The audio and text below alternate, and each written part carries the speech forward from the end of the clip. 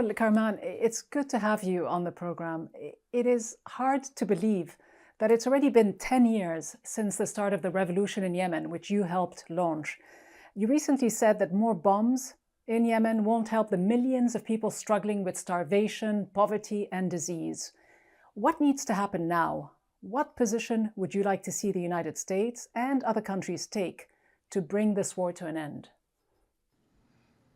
Thank you, Ghida. I'm so happy to be with you in this program. Yemen needs a lot from United States and from international community.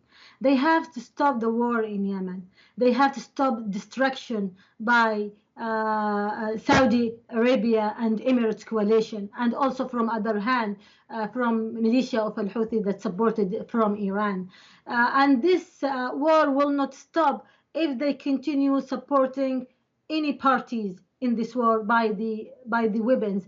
If they continue selling weapons to Saudi and UAE, or supporting Iran in other kind or formula of supporting on spreading its influence in Yemen or Arab Peninsula, if they want to make an agreement with the nuclear agreement. So Yemen needs a real pressure from Biden administration to stop this war. So Yemen needs from Biden administration to fulfill his commitment, his promises to stop this war. He announced in his election campaigns that he will deal with Saudi Arabia as a pariah, and he will stop this war, and he will stop its violence and attacking human rights. So what we want and what we need from Biden administration to fulfill his commitment and his promises. But do you think this will happen? In fact, the new US Secretary of State also said during his confirmation hearings that Biden has, quote, made clear that we will end our support for the military campaign led by Saudi Arabia in Yemen, and I think we will work on that in very short order, he said. How hopeful are you, though, that the Biden administration will follow through on this? And what concrete steps would you like to see him take to put pressure on all countries to stop fueling this conflict?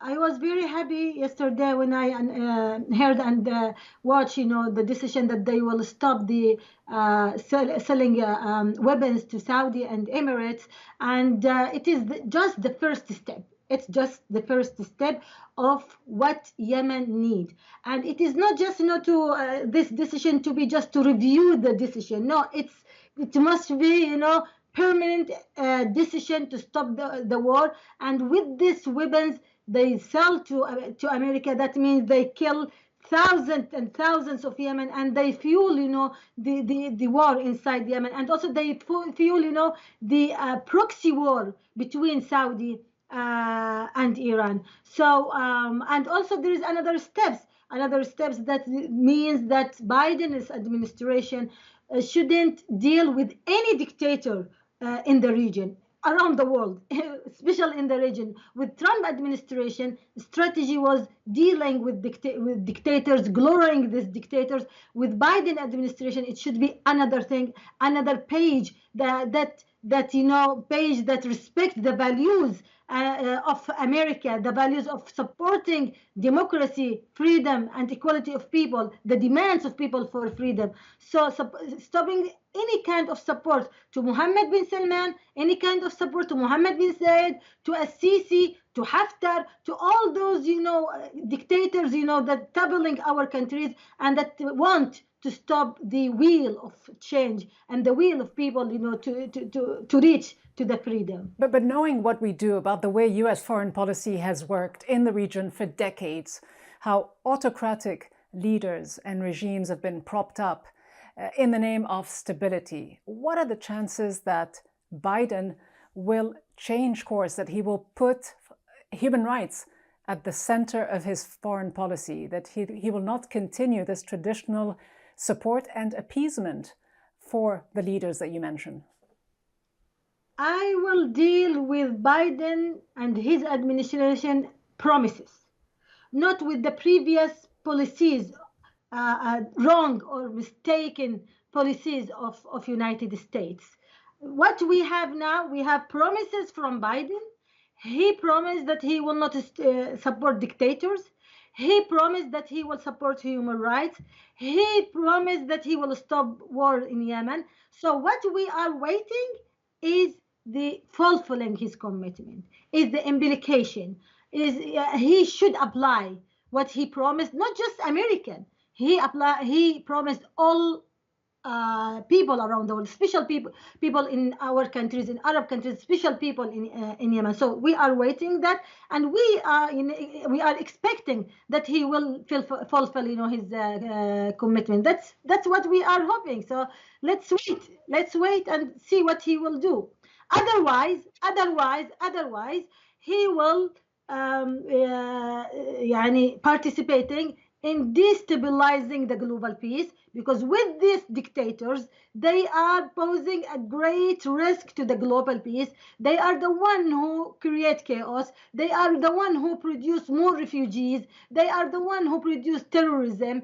So collapsing our countries through supporting dictators is the biggest mistake that United States committed before and will commit in future. But I hope Biden will not make the same mistake committed by Obama, and after that, the bad strategy and policy, committed by Trump. All right, speaking about mistakes, when you look back at the last days of the Trump administration, the decision to designate the Houthi rebels as a terrorist organization, a decision that members of both parties here in the United States Congress criticized, saying it would make the humanitarian situation in Yemen even worse. When you think of what the incoming administration might do about this, they said that they were looking into this decision. How much of an impact has it had on the ground, and should it be reversed? Look, Houthi militia committed a huge crime, a war crime, and committed a terrorist attack against Yemenis. They hijacked and they occupied the capital by violence. They killed people. They planted, landmine. They really attacked a real and a great destruction against Yemen, and a real and a great terrorism against Yemen. But at the same time, Saudi and UAE committed also a great destruction and terrorism against Yemenis. They killed hundreds of thousands of Yemenis directly and indirectly by their ugly war. They occupied Yemen. They occupied the islands, ports, airports. They prevent the legitimate president to return to Yemen, and they are really, they are using the same terrorism against Yemeni that as the Houthis militia use. But are you saying the same? Do you put them? Hold on. Do you put them? Hold on. Do you put them on a par though? Because according to the Yemen Data Project, there have been over 22,000 coalition air raids by Saudi Arabia, the UAE, and their allies, and close to 9,000 civilian deaths, if not more. How much of blame rests on one side rather than the other? Terrorism is terrorism. Destruction is destruction. Both of them are war criminals against Yemenis. For me, I blame Saudi Arabia more than anyone else, because they are the one who waged the war, and they are the one who encouraged the Houthis from beginning, to topple the government in Yemen. It is a big story, and sometimes people say just Iran. No, even Saudi, they are supported the Houthis to occupy Yemen in indirect way. So then they will have the reason to justify their war in Yemen and their toppling Yemenis. But in general, when we talk about terrorism, both of them, they are terrorists, and both of them should be accountable, should held accountability. So designating Houthis without designating Mohammed bin Salman and Mohammed bin Zayed as a terrorist, and without talking about the terrorism that is practiced by Saudi, that means that is reward Saudi, is giving benefit to Saudi. If we blame, if we want to save Yemen, we should hold two parties, both of them, Houthis and Saudi and Emirates, accountable. Do you think this will happen? The new Secretary of State criticized the Houthis a couple of days ago for human rights abuses, but he also had some criticism for Saudi Arabia, saying that, quote, its campaign contributed to what is the worst humanitarian crisis in the world today. Will this be enough, though? What will it take for Saudi Arabia to stop its war on Yemen? How much more forceful would the United States have to be?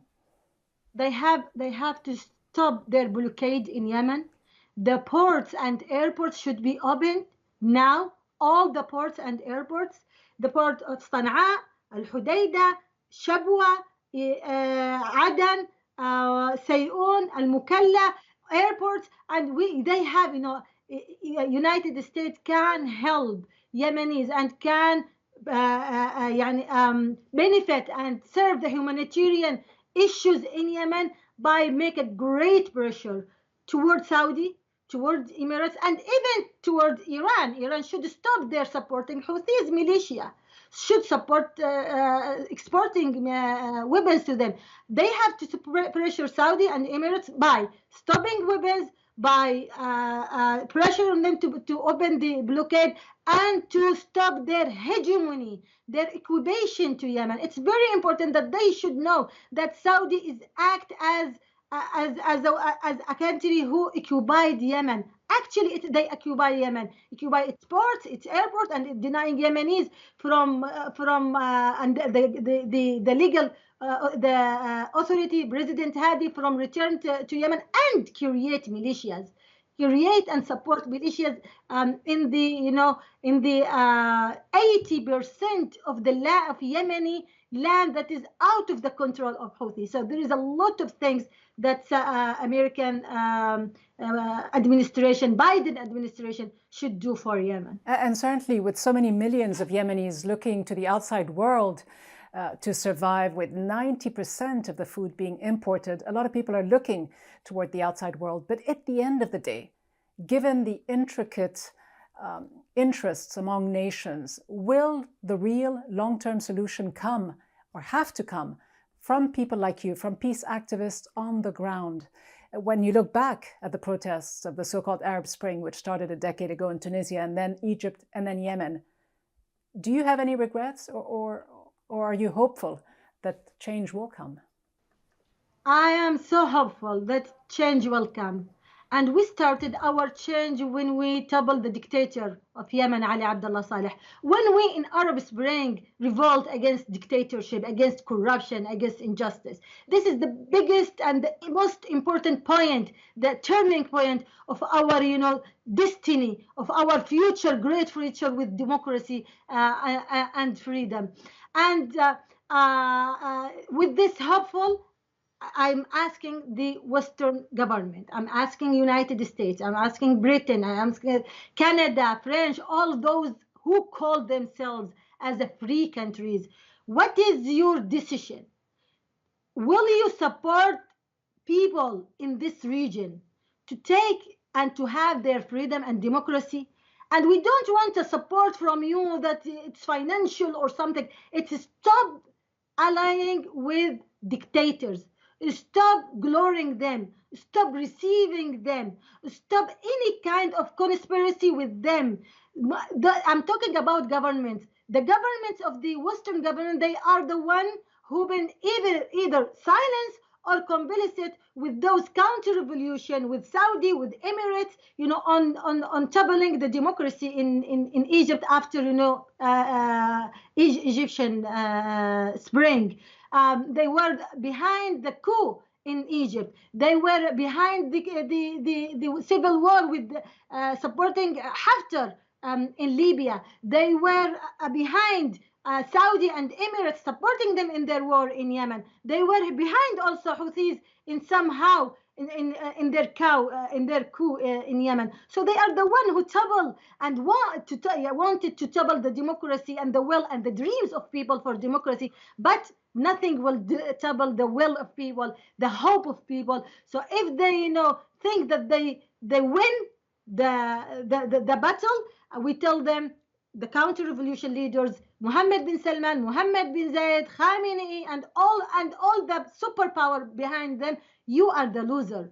The only winner is the people who didn't give up their hope. The only winner is the people who didn't give up their dream, and they are, continuing their revolutions, and they waged the second wave of Arab Spring in Algeria and Sudan. And after coronavirus, pandemic, you will see how many waves in Arab region will, erupt again against every dictator in the region.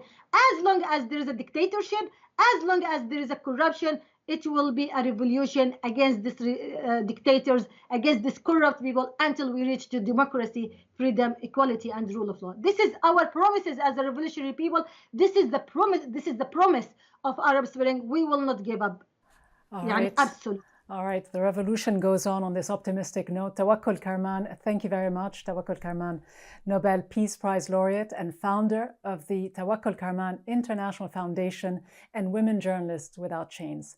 Good to speak to you. Thank you so much. Thank you.